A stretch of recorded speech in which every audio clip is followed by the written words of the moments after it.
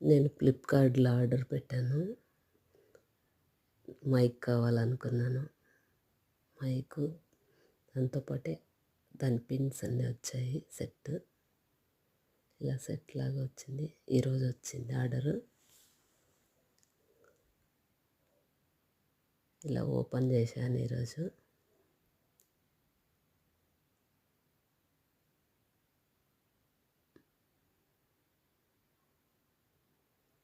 దీంట్లోనే అన్నీ వచ్చాయి.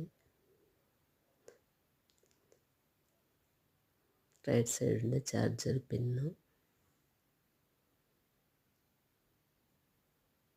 అది మైక్, దానికి ఛార్జింగ్ కోసం